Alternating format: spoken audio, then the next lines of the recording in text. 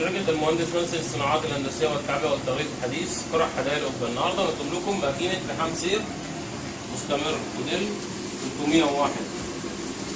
لحام الأكياس اللي هي الطبقتين والثلاث طبقات والأربع طبقات. مكنة سهلة وبسيطة تشتغل على كهرباء البيت العادية. شرح وتقديم المهندس منذر ماجد منور مدير فرع حدائق القبة. هنشوف دلوقتي تجربة عملية. هنحط الكيس كده ونسيبه وهيخش يتلحم يترمي من الناحية التانية. طبعا ممكن هنا ده اللي هو اللحام بتاعها عرض 1 سنتي، حتى بإمكاني إن أنا أشكل عليها كيس برضه بالطريقة دي. أقفله من هنا وأقفله من هنا.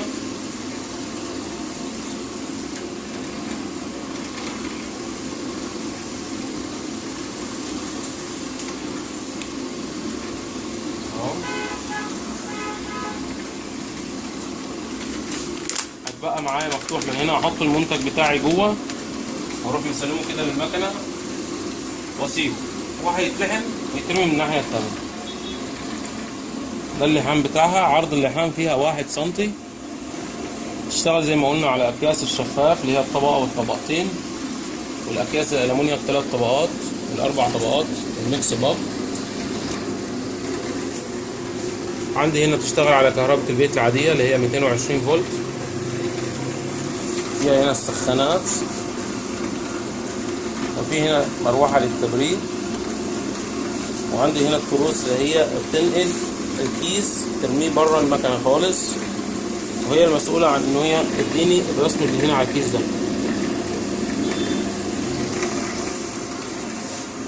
طبعا سرعة المكنة دي 10 متر بالدقيقة.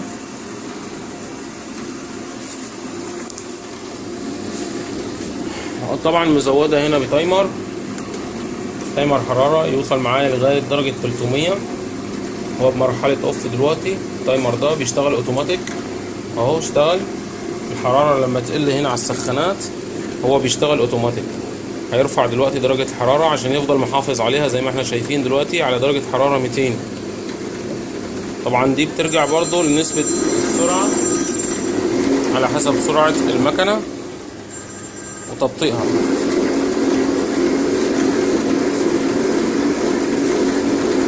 المفروض لو انا زودت السرعه ازود الحراره، قللت السرعه اقلل الحراره. طبعا ده بيرجع كله على حسب خامه الكيس اللي احنا شغالين عليه.